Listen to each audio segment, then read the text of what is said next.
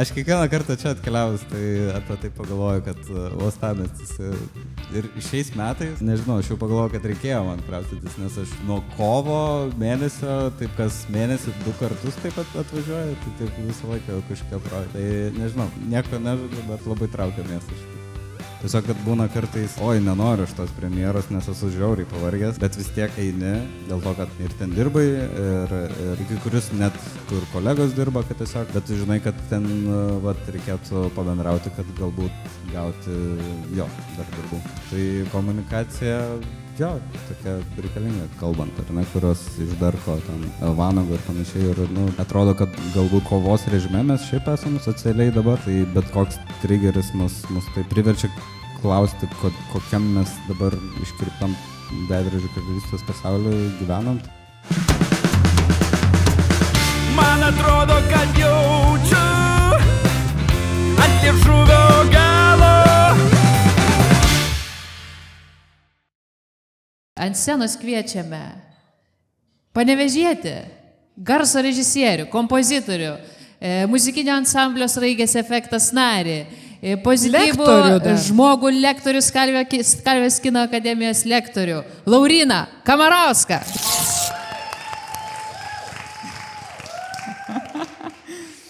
Geras, labai fainai. Kaip su Sraigės nameliu atėjo.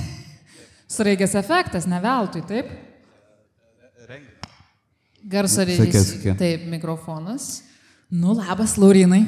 Labą. Kaip jautiesi? Gerai. Kaip tau festivalis? Šiaip labai geras. Ar turi darbo? Taip, įtemptai visai, bet maloniai. Palauk, primink, tu esi kurioj grupiai? Paulius Markevičius. Taip. Ar bus muzikos? Bus daug muzikos. Oi, tai tau labai pasisekė, kad tu turi kūrybinio darbo. Jo, gan taip labai, gan mano stilistika, tai kad labai taip ir kažkaip plaukiančiai viskas ir ėjosi. Tiesiog pirmą dieną ganėtinai parepetavom ir kažkaip atsirado tinkamų, netinkamų kažkokius, taip greitai sprendimai gal buvo priimami.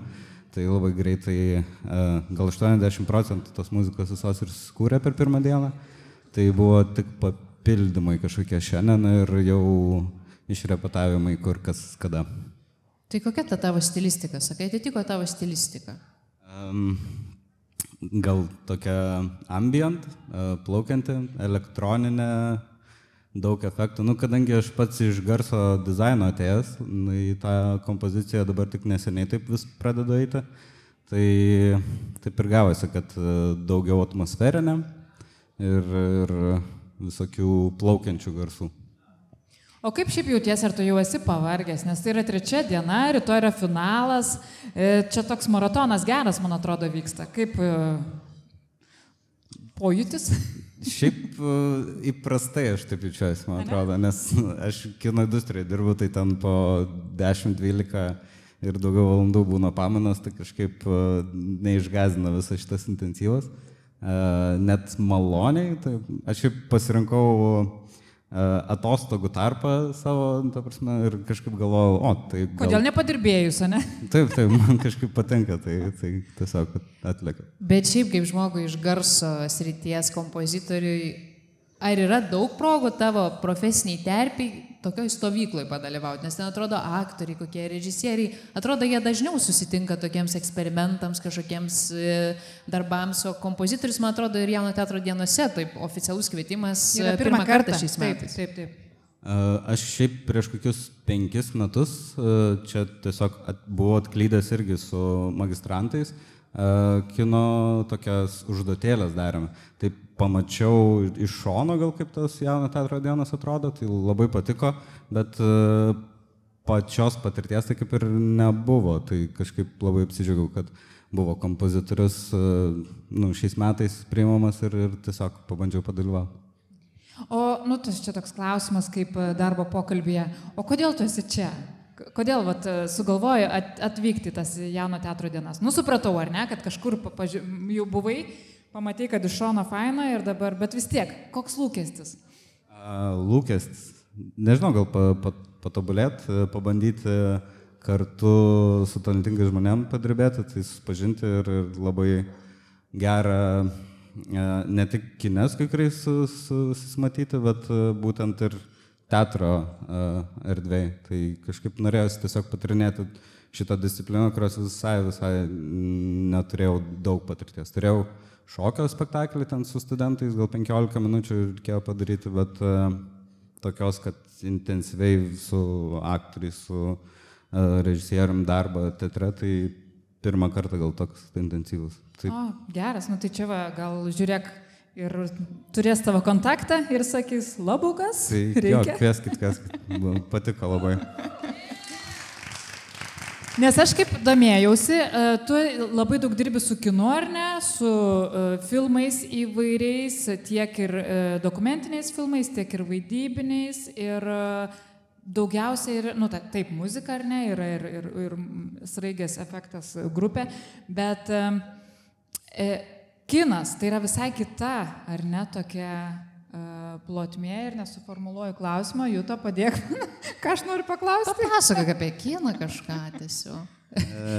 Kaip tu atsidūrė kine? Tai baigiai, sakėjai, tą garso dizainą. Ir tenais reikia, ar ne?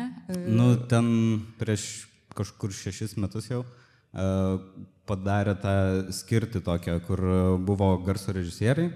Tai ten mokėsi, nu, programa buvo viskam. Tai yra ir kinui, ir muzikos garsinimui, įrašam, panašiai. Tai prieš kažkur 6 metus padarė tokią skiltį, kad labiau į kino orientuoti buvo. Ir prasidėjo tada, kas dabar vis tęsiasi, kino mokykloje, tai kad kartu priima garso dizainerius, tada operatorius, vaizdo režisierius, dramaturgus, prodiuseriai dabar atsirado ir montuotojai. Tai visas tas branduolys, nu, tokį kūrybinį darbą visą laiką sukuria ir mokintis nuo pat pirmų metų kartu dirbti, tai yra gera labai patirtis, kažkaip disciplinuoja labai būtent įeiti ir bendrą kūrinį sukurti.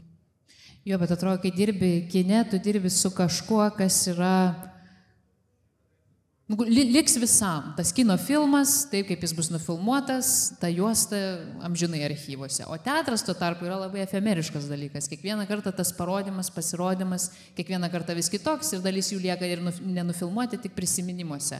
Ar jauti čia būdamas, kad dėl to kažkaip kitaip dėlioji tą garso takelį, kitaip pats darbas vyksta? Jeigu nebūčiau gal turėjęs koncertinės patirties grojant ant scenos, tai gal būtų buvę sunkiau, nes dabar tai tiesiog tas priėjimas visas improvizacinis irgi, kad bent jau pirma diena buvo tai tokių ieškojimų. Tai tiesiog grojimų, žiūrėjimų, kas tinka su tuo, ką matai, kaip scenarijus, ką kalbi, kas erdvėje, apie dramaturgiją vyksta, kaip aktoriai dėlioja vaidmenis ir šiaip kokią visą atmosferą.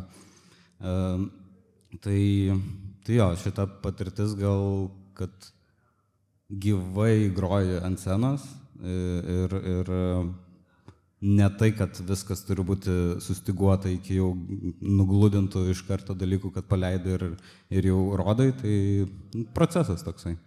Tai kine gal yra tas, kad studijoje dirbi prie jau matomo vaizdo, kuris nebekinta.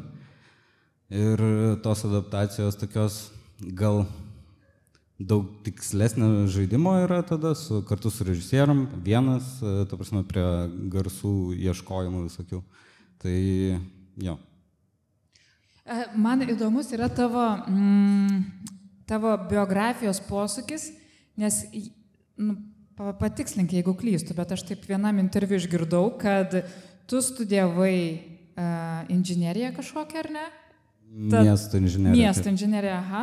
Tada filosofiją ir galų gale, ar ne, tas menininkas širdyje vis dėlto atėjo į meno sritį, trečias kartas nemeluoja. Nu, filosofija čia labai, man atrodo, papildo viską. Jo, pamatą padėjo, kaip ir inžinerija. Miesto inžinerija, kas čia per dalykas? Nu, nežinau, manau, buvo tas, kad šeimoje kažkaip nebuvo visiškai iš meno srities nieko. Tai kažkaip nebuvo suprantama, kad galima tiesiog gyventi iš to. Ir ir tiesiog kažkaip buvo patarta, nu, tiesiog gal tikimasi, kadangi tiksliukas labiau buvo mokykloje, tai taip inžinierė, taip natūraliai ir dėliojasi, bet šitam po pusmečio supratau, kad labai nuobodu, tai pabandžiau tam ieškojame kažko, tada kitų profesijų ir galvojau, kad aš nežinau, ką aš noriu studijuoti, tai studijuosiu filosofiją, nu, kad tiesiog dar būtų neaiškiau. Ir kažkaip nuvedė vis tiek, nes kol studijavau šitos dalykus, visą laiką kažkas buvo, ar tai su muzika, ar tai vestuvėse didžiaudavau ir panašiai. Ten, o, geras. Tai jo, tas kelias kažkaip negalėjau to nedaryti, kažkaip iš vidaus atėjo tas dalykas, kad vis tiek atvedė į kūrybą. Bet tai tu nebaigi ten tų specialybių, tu metėjai, ne? Jo, viską mečiau. O, gerai, šaunuolis, nes bakalaurus rašyti, man atrodo, yra reikalų. Gerai. Laurin, bet tu esi garso žmogus. Ar tu esi tas egzempliorius, kuris vaikšto visada turi diktofoną, įrašinėja kažkokį įdomų garselį, nes potencialiai galbūt jį panaudos? Taip? Kam ta kuprinė, ne? Aš turiu ten mikrofoną, taip. Tai tu tikrai, tarsi, visą laiką stebi garsus ir potencialiai paskui jos panaudoji kažkokiuose garso takeliuose? Jo, man gal hobis tai yra, arba kažkaip, nežinau, gal pojūtis išlavėja dar labiau. Kažkaip daug galvojau su operatoriais diskutuojant, kaip ten jie pradeda labiau gal žiūrėti į šviesą, nu, jautriau tiesiog į patį savo pojūtį, tiesiog jį iškelia ir nežinau, pradedi su mikrofonais, tu tą realybę hiperbolizuoji ir tiesiog atrandi įdomių dalykų. Nu, pavyzdžiui, netgi dabar Klaipėdai tai visą laiką patikdavo, kai vėjose barškėdavo ten stabai. Tai irgi yra prirašyta ir vienam projekte irgi panaudota taip. O tau nebūna, kad prisirašai garsų ir po to nesupranti, ką čia įsirašai? Gal ir būna, šiaip didelė jau biblioteka, tai reikia susitvarkyti, ten yra bardako. Bet yra toks dalykas, jo, kai vaizdą tu matai, nu, kai iš karto tai tu supranti, o garsą dažniausiai kine yra toks dalykas, kad kai tu įrašinėjai kažkokius atmosferinius dalykus, ten palieki mikrofoną ir nueini, tai prieš arba po, nu, dažniausiai prieš, pasakai lokaciją, vietą, ką įrašinėjai ir tada tu tiesiog jau grįžęs į studiją, tai tu šitą įrašinėjai, šitą būna, kad neužvardini. O grįžtant prie darbo kino aikštelėje, tu esi žmogus atsakingas už tai, kad visi turėtų mikrofoną, jis būtų ten gerai prijungtas, laidai visur tvarkingai eitų ir visa kita. Kaip dažnai, kada, sakykime, nevyksta veiksmas, tu girdi savo ausinėse, ką tarpusavį šneka aktoriai apie režisierių, tu tikriausiai išgirsti slaptų pokalbių visokių, nes žmogus gal pamiršta, kad turi mikrofoną ir kad Laurinas klausosi slapčia. Jo, šita etika tai yra įdomi, nes, nu, kai vaidybiniam, tai yra etika, kad išjungi tiesiog. Ten, nu, ypač į tualetą einant ar panašiai. Bet gal pamiršti tiesiog kartais? Nebūna? Nu, nežinau, vaidybiniam kažkaip jau išmokau, kad visiškai išiminėti. Bet yra kitas toks dalykas, kai tu, nu, aš daug dokumentikose gan dirbu ir ten yra nuolatos įrašinėjimo. Aš būna, kad neklausau, bet aš nuolatos vos neįrašinėjau. Ten ryte prasideda pamaina, tada per pietus išjungiu vos ne rekordą. Maždaug taip vyksta, o operatoriai, nu, junginėja, išjunginėja ir ten tiesiog po to susisinchronizuoja. Bet jo, tu nežinai, ko gali istorijai prireikti. Ten būna, kad kaip tik priešais kamerą galbūt sunkiau atskleidžia. Nu, čia toks jau su režisierium visą laiką apsitariam, kas yra svarbu, kokių reikia. Ir tada jau tą turint medžiagą, etika yra, jeigu panaudosim, tai vis tiek atsiklausti žmogaus, ar galima naudoti, nu, ta prasme, visus šituos. Tai jeigu kažkas būna prieš, tai jo. Bet tai kiek daug medžiagos būna, man netgi taip biški bloga klausantis. Nu, jo, aš gal net mažiau praklausau negu režisieriai, nes, nu, vis dėlto, kai montažą dėlioja, Tai jau montažo režisierius dirba su ta medžiaga dar daugiau, tai jie visą suvalgo dar intensyviau. Pirma patirtis šiai buvo antram kurse, mes su Vytautu Oškiniu keliavom į Ameriką pas Alfonso Lingę, gyvenom pas jį, tai mes ten turėjom 3 savaitės ir po kiekvienos pamaitos jis nueina miegoti Alfonsas ir mes tiesiog visi 3 žiūrim medžiagą ir galvojam, ką kitą dieną daryti. Nes neturėjom, į Ameriką ne kasdien ten nukeliauji, tai tiesiog nežinai, kokiose situacijos tu būsi ir tada tiesiog reikia apspręsti, ką rytoj darysim pagal tą medžiagą, kurią jau turim, ar turim užtektinai. Tokių labai daug diskusijų yra. Čia apspangusius pasakojimus. Apie tą garsą, o kaip to čia garsas? Mes su Juta kalbėjom, kad čia labai užknisantis garsas, nes mes ir čia girdim, ir taip kartais neišgirstam. Kaip tau dabar nerzina? Žiūrint, ko klausytis, nes jūs tai gerai girdžiu. Tai ir svarbiausia. Tai tada kitas klausimas, grįžtant prie Laurynas Kamarauskas gyvenime, tiesiog ne kino aikštelėje. Tu esi žmogus jautrus garsui, visada stebi, ar ne, kas skamba, potencialiai ką galime įsirašyti ir taip toliau. Aš esu girdėjus keletą laidų, kur žmonės, muzikantai, profesionalus, pasipiktinę kalbasi apie tai, kokiam garso šlykščiam triukšme mes gyvenam, kokia baisi muzika liftuose, kokia baisi muzika spa centruose, kaip tragiškai skamba prekybos centrų garso takeliai. Žodžiu, kad mes patys to gal net nefiksuojam, nesuprantam, bet iš esmės esam farširuojami dažnai labai primityvę muziką. Ar tu tai pastebi ir ar sutinki? Sutinku, pastebu ir manau, kad čia visai reikėtų gal iš Skandinavijų pasimokyti, nes kiek ten teko workshopų būti ir panašiai, tai ten daug kur negroja muzika. Ta prasme, arba kokie paukščiukai groja ten prie, ta prasme, tiesiog atmosferos daug daugiau. Kažkas gamtos. Paukščiukai tai groja? Maksimai dabar taip, bet šiaip būna kažkur vietoj muzikos tiesiog groja jo atmosferos kažkas įrašytos. Tai tas labai sveikina, nes manau, gan daug taršos.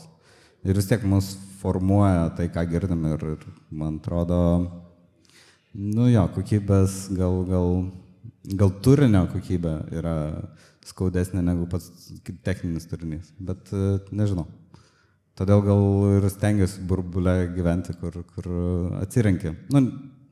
Nes pats žmogus, manau, visai lengvai gali ir apsieiti, dabar ausinukai yra ir visa kita. Tai... Aš tą patį žadėjau sakyti, ar tu nesi tas žmogus, kuris eina su savo ausinėmis ir gyvena savo tam burbulę ir nelabai klauso, kas vyksta aplink? Man atrodo, pas mane galvoju daugiau visko užė, tai kažkaip būna, kad negirdžiu aplinkui dalykų, kol ausinių, pavyzdžiui, neužsidedu. Šiaip aikštelėje būna, kad jeigu jau garsistas, tai reiškia viską girdi. Iš tikro, jeigu tu prieini prie jo ar kažką kalbinti, tai nieko tikriausiai negirdėsi, nes jis klausosi mikrofono aplinkui. Tai būna, kad toliau kažkas su to mikrofonu vaikšto, tai tu labiau girdi netgi toliau nuo savęs ir prie savęs beveik nieko negirdi. Tai, toks išmoksti fokusuoti dar garsus šiek tiek. Man dar vėl tokio norisi praktinio dalyko paklausti. Man labai dažnai kyla dilema, kaip kalbėti, kaip kreiptis ir ką pasakyti žmogui traukiny, autobuse arba kaimynui, kuris garsiai klausosi muzikos. Pasileidęs per kolonėlę kažką. Ką pasakyti tokiam žmogui? Aš tai nieko nesakau, nežinau. Klausaisi, ką jisai siūlo? Šiaip, nežinau, įdomu paklausyti, kai pradeda kažkas telefonu garsiai ten, jeigu jau kažkas labai nejaukaus ir panašiai, šiaip neteko gal tokių jau žiaurių kažkokių scenarijų, kad ten jau visiems nejauku reikia išvaryti kažką, bet nežinau, ten kuriasi scenarijai. Visada, kai Skalvėje dėstau, tai siūlau ten troleibusuose, autobusuose pavažinėti ir tiesiog pasiklausyti to gyvenimo, nes jis aplink mus, tai kažkaip įdomu, kas ten vyksta ir galima minčių daug prisigeneruoti. Tu paminėjai dėstymą ir kiek irgi šiandien taip teko praskrolinti tavo Facebooką, tai labai daug, ta prasme, esi kaip lektorius įvairiausiose projektuose su jaunimu ir taip toliau. Kaip tu šiandien matai tą jaunimą? Koks jis yra? Tas jaunas žmogus, kuris eina į mokyklą, ar jis labai skiriasi nuo mūsų? Nežinau, aktyvus. Galbūt jeigu aš dabartiniam smegenim atsirasčiau tokių metų, tai jos būtų truputį per lėtos, nes man atrodo išsivyščiusios daug greičiau ir daug visą informaciją greičiau surinkti, suvirškinti ją. Tai labai talentingi, bent jau, Skalvė arba Youngbloods arba dar kažkur stovyklose, kur susiduriu. Tai tiesiog matosi, kiek jie į viską į save geria ir mes galvojam, gal jie nesidomi tenai dabartiniam situacijom, ten karų, politika ir panašiai, bet jie viską mato, viską žiūri, viską klauso ir stebi mus dar stipriau ir jie su to gyvena. Tai kažkaip apie tas nerimus, apie viską, nes visi, man atrodo, daug to jaučiam ir slepiamės tarp darbų, tarp visko, tokios irgi burbuluose, kur galime pailsėti. Tai jo, ieškom tokių terapinių būdų. Tai... Bet tas Skalvijos jaunimas jis irgi yra burbulas vis dėlto.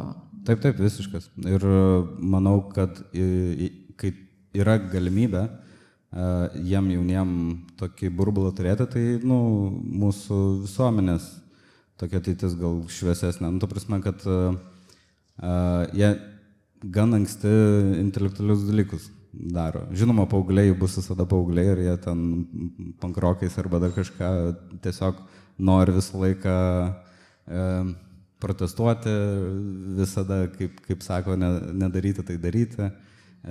Bet nežinau, mes visada irgi tokia buvom. Tiesiog, kad pakito informacijos kiekis. Bet tu pavažiuoji ir į regionus, nėra, kad vien tik tai sostiniai, ar ne? Jo. Skiriasi jaunimas? Čia Klaipėdoj buvau, dariau pirmą kartą tokias 2 dienų garso dirbtuvės, tai šiaip labai talentingi ir labai atrodo trokšta. Net buvau suplanavęs ten paskutinę dieną, kad ten, iki tam tikros valandos, bet jie dar neatliko užduoties, tai jie dar valandą prasitęsia, ir taip matosi, kad jiem trūksta tos veiklos gal kitokios negu pamokos ir visai renkasi tos medžiagos aplinkoj. Biržuose irgi atrodo, kai buvau, tai, labai tiesiog trokško viską tyrinėti ir nematytus dalykus. Ten mikrofoną prisivežiau ir tiesiog rodžiau, kaip įrašinėti. Tai kalbant apie tos regionus, Laurinai, man norisi į tave kreiptis dabar ne tik kaip į menininką, bet ir kaip filosofą, tavo filosofinę nuomonę išgirsti. Tikriausiai jūsų visų, aš taip įsivaizduoju, nes čia yra kultūra ir menu besidominti žmonės, pagrindinė naujiena šiandienos sraute yra tai, kad Zarasuose padegta Mykolo Saukos skulptūra. Negirdėjai? Ne, aš buvau Black Boxe. Jūs gi visi dirbat. Taip, Mykolas Sauka, garsus skulptorius pastatė Zarasuose, savivaldybė pastatė skulptūrą. Aš man atrodo, mačiau, kad jis veža dabar ten tokią. Tai čia šitą ir veža. Tokia beveik 3 metrų aukščio nuoga senyva moteris. Jo, mačiau, ją padegė. Taip, ir savivaldybė įkėlė vaizdo įrašą kaip į plešką tiesiog. Tikrai makabriškas tas vaizdelis, daug apie tai diskutuoja, čia kritikai dabar iš karto analizuoja, ką tai reiškia ir taip toliau. Tai kadangi mes apie tos burbulus višnekame, tai pasprogdinti, man atrodo, šitą burbulą, tą, kuriame įsivaizduojam, kad visiems rūpi kultūra, visi labai atidus garsams, vaizdams ir taip toliau. Mes matom labai arti, visai šalia mūsų Zarasai, ežerų kraštas, puikia vieta gyventi ir būti, bet žmonių požiūris į meną, į kažkokius tai užmojus gali būti ir toks. Kaip filosofiškai man įdomu, tai žiūri, kaip vertini, tave kaip kūrėja, tokia naujiena, kaip čia vertinti. Provokuojam, tai provokuojam. Ja, dar vieną socialinį eksperimentą, galim sakyti, padarė Sauka ir toks pasimatė, kas aplinkui darys, bet šiaip įdomu būtų tą žmogų tiesiog paklausti, kokia motivacija, nes nu nežinau, Zarasų kraštas atrodo yra visai dabar šiuo metu gan turistiniu, nu, tai man tiesiog jo gal sukasi galvoja, kas tai padarė ir kokios intencijas, nes gal čia tiesiog kažkas suplanavo kažką ir panašiai. Nu, toks, bet gal tiesiog tai yra skulptūra, kuri nėra graži ta prasme, kaip mes įsivaizduojame, kad tai nėra lelyje ant kažkokio lapelio gražaus, o yra kažkas, kas provokuoja. Nu jo, grožio standartai, sakykime, skiriasi, bet, nu, man atrodo, kad tiesiog galbūt tas žmogus, nežinau, jam tiesiog nepatiko, jis tai padarė ir jis tiesiog taip išreiškė savo nuomonę, bet gan drastiškai tokiais dalykais, kuriais, nu čia kaip ir mūsų, sakykime, kažkokius apie paminklus kalbant, ar ne, kurios išdarko ten Vanago ir panašiai. Ir, nu, atrodo, kad galbūt kovos režime mes šiaip esam socialiai dabar, tai bet koks trigeris mus taip priverčia klausti, kokiam mes dabar iškreiptam veidrodžių karalystės pasaulyje gyvenam, tai nežinau, man gal sunku pafilosofuoti apie būtent kaip tai mus veikia, nes man atrodo gal net niekaip nebeveikia, nes mes truputį jau perdozuoti esam to tokio, tokių keistų žinių aplinkui ir gan sunku suvirškinti tą tokį perteklių visos šitos informacijos, kur aplinkui vyksta politiniai ir karai. Ir mes tos informacijos gan daug šiaip gauname. Ir šiaip, nu, ta 30 minučių pjesė, kurią darom, tai gan apie tai mes ir pradėjom kalbėti visi ir visai aktualus toks bus. Tai ateikit. Todėl ir faina, man atrodo, užsidaryti tuose burbuluose, kai visuomenė ir viskas aplink yra taip nestabilu. Aplink tegul dega. Jo, neadekvatu. Ir užsidaryti tom 4 dienom ir, žinai, tiesiog pabūti savo gražiam kultūros meno burbule.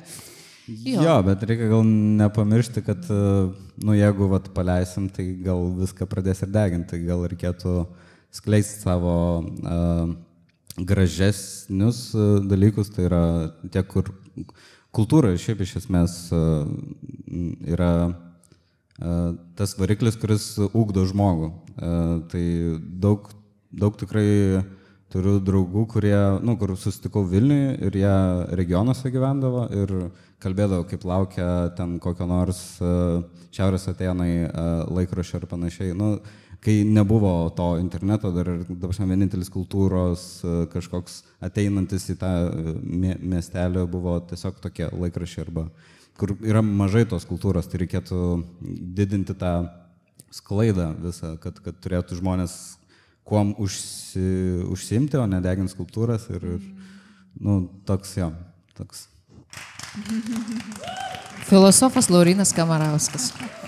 Bet Laurynai, aš noriu grįžti prie garso, prie muzikos ir paklausti tavęs apie aktualijas, tas kalbant, edukacija, Šiaurės Atėnai be abejo tai mūsų siekiamybė, bet realybė yra TikTokas ir socialiniai tinklai. TikTokas, ko gero, yra socialinis tinklas, kuris drastiškai pakeitė, kaip mes suprantam muziką, kas yra pagavu, kaip žmonės pasigauna kažkokią dainą ir padaro hitą, nesuprasi dėl kokių priežasčių, ir kurie jau net pradeda kurti, galvodami apie TikTok algoritmą arba bet kokio kito socialinio tinklo. Ar mąstai apie tai, kaip manai, ar nusproks čia viskas ir bus tragedija, ar čia tiesiog evoliucijos dalis neišvengiama? Aš šiaip daug jo apie šitą mąsčiau ir nežinau, man kažkaip atrodo, keičiasi kartos, keičiasi kartų priėjimas prie tos kūrybos ir kaip ir minėjau, prie tos informacijos kiekio.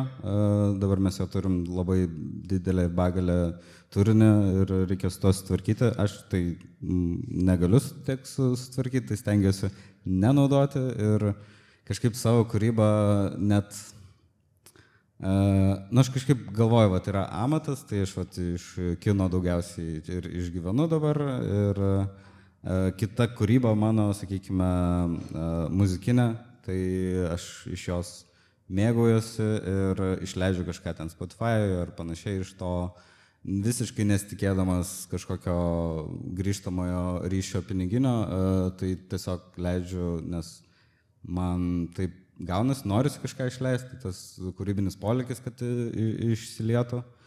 Ir jo, čia gal lūkestis. Ta prasme, jeigu nori iš to uždirbti, taip, tai ten visai, manau, yra tų variklių, yra receptų, bet aš kažkaip savo pasakiau, kad, nežinau, yra kitur, kur norėčiau laiką padėti, tai tiesiog nenaudoju ir panašiai. Tai Instagramą daugiausiai naudoju, kur ten tiesiog šerinu, ką klausau.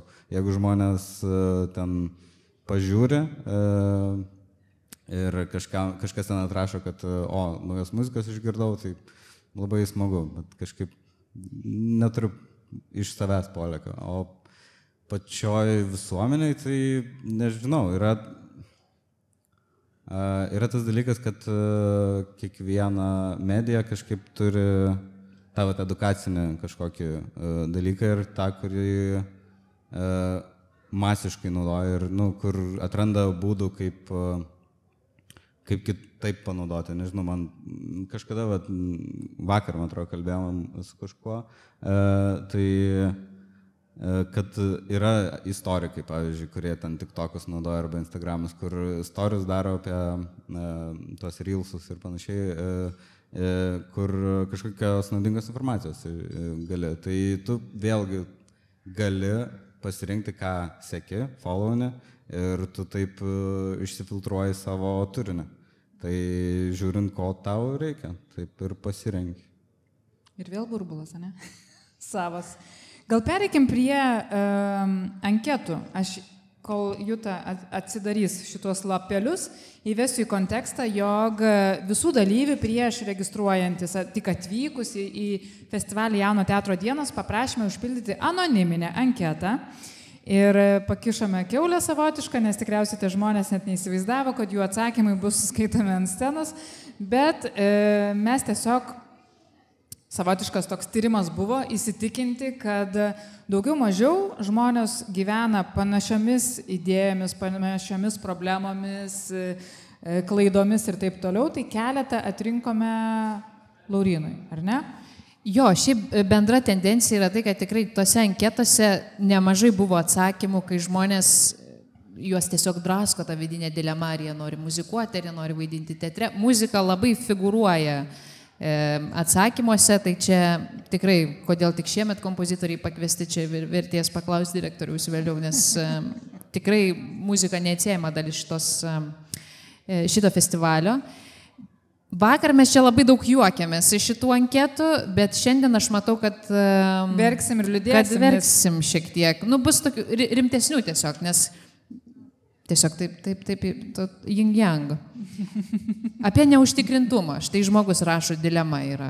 Ar likti šitoj profesijai, ar viską mesti, jaučiu didelį nuovargį nuo kasdienio neužtikrintumo. Tu jau šiek tiek kalbėjai apie tai, kad tu pasirenki kažkokia veikla tau komerciškai, tiesiog piniginė prasme naudinga, kita tiesiog pomėgiams lieka, bet neužtikrintumas. Ar jauti jį, nesaugumą, neužtikrintumą? Taip. Ar tai kelia nuovargį? Taip. Aš čia kažkaip galvojau, bet apie kitą temą, savo, kai daug minčių visokių vaikštai. Tai apie tą, kad kodėl kažko nenustoju. Ta nuolatinį pastovumą, kad kažką darai, tai man atrodo, gal mane tai ir atvedė iki, kad čia dalyvauju kaip kompozitorius, nes kažkada mokyklos ten laikais ten žaisdavau kompiuterinius žaidimus ir ten būdavo muzika ir aš galvodavau, wow, kaip nuostabu būtų kažką sukurti. Ir po kažkiek laiko yra galimybė, kad jau pats kuriu. Tai ir atrodo, tas kelias toks ilgas ir jo, jis buvo labai daug frustracijų apie tai, ar tikrai tęsti ar netęsti, ar šitą idėją gera ar bloga, bet kai nuolatos po truputį grįžti, tu supranti, kad negali priešintis prieš save ir tau vis tiek yra troškimas kažką išlieti. Ir tada dar tas techninis amatas kažkoks vystosi, kai tu nuolatos pasisakai savo, kad turi net nestiprinti, bet tu tiesiog turi prisėsti. Ar tau būna kažkoks lūkestis iš to kūrybinis, ten pragmatinis ar bet koks, bet tu tiesiog prisiverti ir būna, kad nieko gero ten visiškai savim nusivili ir į stalčių ten įdeda arba ištirini ką nors, bet kitą dieną kažkaip vystai tas mintis ir atsiranda kažko geriau. Bet ar tau yra tekę dirbti kažkokius nesąmoningus darbus tam, kad išgyventum? Ta prasme, visiškai nesusijusiu su tavo specialybė arba kūryba? Taip, bet čia gal sunku dabar taip analizuoti, nes garsistų šiaip reikia. Tai aš kai pradėjau į garsą, tai su garsu taip ganėtinai ir daug dirbu. Bet prieš, aš tiesiog į filosofiją studijavau. Kai aš inžineriją įstojau, tai atvykau į Vilnių ir tada išėjau iš inžinerijos VGTU ir pusę metų tiesiog galvojau, ką veikti. Tai aš picų kepėjimą, pavyzdžiui, dirbau ten.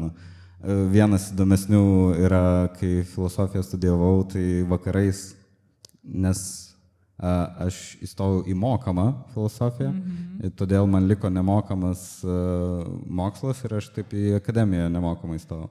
Tai toks kelias, bet kad aš galėčiau filosofiją studijuoti, šiaip čia gal labiausiai crazy dalykas, kad mokama filosofija. Taip, tai čia buvo įdomus. Bet aš tada dar dirbdavau skolų išieškojimo įmonėj. Vau, kaip tai vyksta! Tai atvažiuoja. Know-how pasidalinkite. Žodžiu, kad ten buvo valandas geras tiesiog. Tai yra nuo 5 vakaro iki 22 vakaro. Toks naktinis, ne? Jo. Temsta, neieškoti skolų. Ten tiesiog telefonu reikėdavo skambinti, jeigu nerandi žmogaus. Tai toksai buvo, kad paraleliai dirbi kažkokius darbus. Bet taigi buvo galima įgroti vestuves, grįžti, nenorėjai, nuotakų šokdinti. Ten pelninga šiaip visai. Taip. Bet labai vidui negera. Bet dabargi tų vestuvių būna visokių. Ambientą savo paleistum. Būna, vienas įdomiausių buvo pagoniškas. Mes ten ėjom į mišką, aukurą degint, ten ir metalą leidau, ir ten po to sielą grojo, ten įgarsinau. Tai buvo smagu. Nice. Tai taip, tai šitose anketose iš tikrųjų, tu jau net ir nepaklausus atsakei, pavyzdžiui, žmogus pergyvena, rašo apie didžiausią padarytą klaidą, rašo, dabar atrodo, kad nemoku savęs parduoti ir dalyvauti rinkoje. Ar tu jauti, kad reikia dalyvauti rinkoje, atvažiuoti kontaktukus megzti? Ir kaip tai daryti? Kaip reikia dalyvauti rinkoje? Kaip parduoti save? Jo, pasidalink tipsais. Eiti į vakarėlius. Norėjau klausti, ar įmanoma be alaus, bet ko gero ne. Ne, galima ir eiti negert, eiti nerūkyti, bet ką žinau. Kažkaip... Daug ką praleidi tada. Taip, daug ką praleidi, bet nežinau, man atrodo priima. Bet kad kalbėti reikia, tai reikia. Bet man atrodo, mėgstam gal irgi pabendrauti, tai taip šitoj.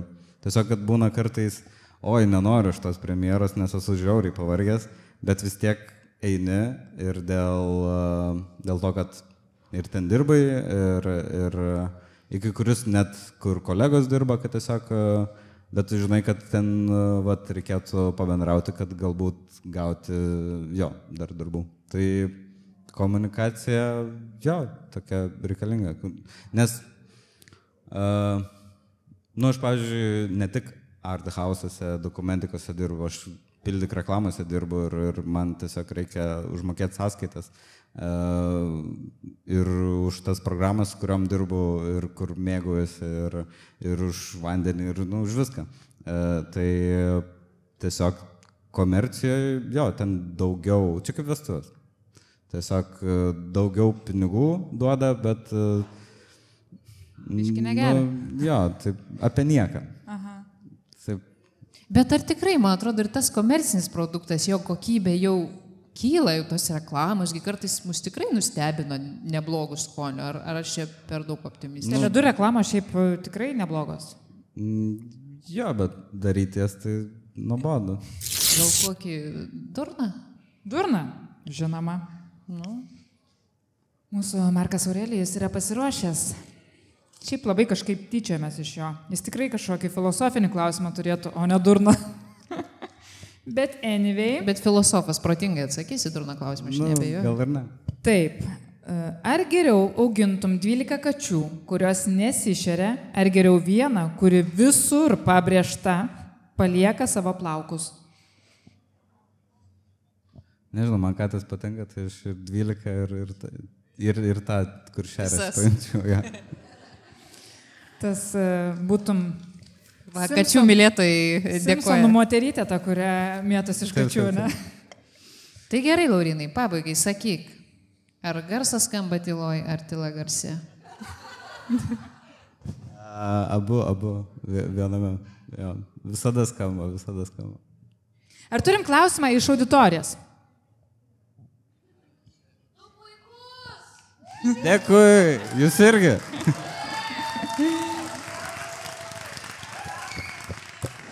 Kažkas sako, ką? Geras klausimas. Ar kraustėsi Klaipėdą? Kada? Aš kiekvieną kartą čia atkeliavus, tai apie tai pagalvoju, kad uostamiestis ir šiais metais, nežinau, aš jau pagalvoju, kad reikėjo man kraustytis, nes aš nuo kovo mėnesio, taip kas mėnesį 2 kartus taip atvažiuoju, tai taip visą laiką kažkokie projektai. Tai nežinau, nieko nežadu, bet labai traukia miestas šitas. Labai nuostabu čia. Mes padėsim Laurinai būtą rasti viską. Tikrai susijimsim visi kartu dėl tavęs. Suremsim pečius. Dėne. Bet va 13 reikia. Bet įsivaikins tuoj tas 13 hipotetinių kačių. Taip. Laurinai, ačiū, kad atėjai. Norim palinkėti vieną gerų ir įdomių garsų, kuriuos atsimintum ir nepamirštum pasakyti čia katės murkimas 2025 metai rugsėjais. Esu rašęs. Taip. Esi? Šaunuolis, tikrai kačių mylėtojas. Antra, kad atvažiuotum į Klaipėdą gyventi bent jau, nežinau, pusmečiui, pasižiūrėti, pasimatuoti, ar tikrai tinka. Pabandys. Pabandyk tamsųjį sezoną ir gal nebenorėsi daugiau, juokauju. Ir trečia, kad tie geri kontakčiukai čia teatre subujotų ir sužydėtų ir kad tu labiau ateitum į teatro pasaulį. Dėkui. Nu kaip Toma, tuos linkėjimus čia. Ačiū Laurinai. labai. Laurinas Kamarauskas. Jo. Nu, Laurinai, duok 5. Ačiū labai.